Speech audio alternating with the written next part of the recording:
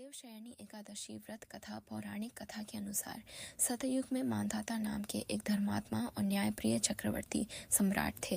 वे अपनी प्रजा को अपनी संतान के समान मानते थे और उनकी सेवा करते थे। उनके राज्य में प्रजा बहुत सुखी और समृद्ध थी।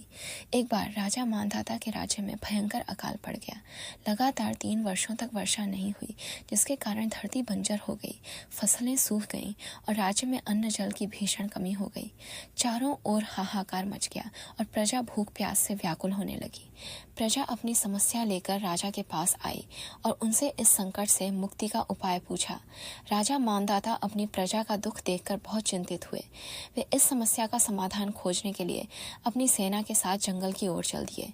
जंगल में भ्रमण करते हुए राजा मांधाता एक दिन ब्रह्मा जी के पुत्र अर्षि अंगिरा के आश्रम पहुंचे।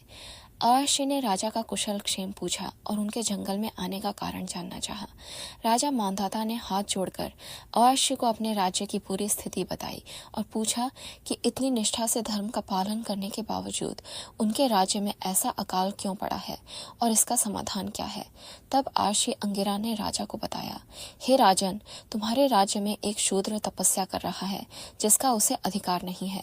इसी वजह से तुम्हारे राज्य में अकाल की स्थिति बनी है। उसे मारने से ही इस समस्या का समाधान होगा। राजा मांधाता ने कहा, महाराज, मैं किसी निर्दोष को मारना नहीं चाहता, कृपया कोई और उपाय बताएं। तब महर्षि अंगिरा ने राजा को एक अन्य उपाय बताया। उन्होंने कहा, हे राजन, आषाढ़ मास के शुक्ल पक्ष की देवशयनी एकादशी का व्रत करें। इस व्रत के प्रभाव से अवश्य ही वर्षा होगी और आपके राज्य में समृद्धि लौट आएगी। ऋषि के सुझाव के अनुसार राजा मांधाता अपने राज्य लौट आए। उन्होंने अपनी पूरी प्रजा के साथ मिलकर देवशयनी एकादशी का व्रत विधि विधान से रखा। सभी ने भगवान विष्णु की पूरे श्रद्धा भाव से पूजा अर्चना की और रात भर जागरण किया। व्रत के प्रभाव से भगवान विष्णु प्रसन्न हुए। जैसे ही एकादशी का व्रत पूर्ण हुआ, राज्य में मूसलाधार वर्षा हुई। धरती फिर से हरी भरी हो गई, खेत लहलहा उठे और नदियां व तालाब लबालब भर गए। पूरा राज्य फिर से धन धान्य और सुख समृद्धि से भर गया।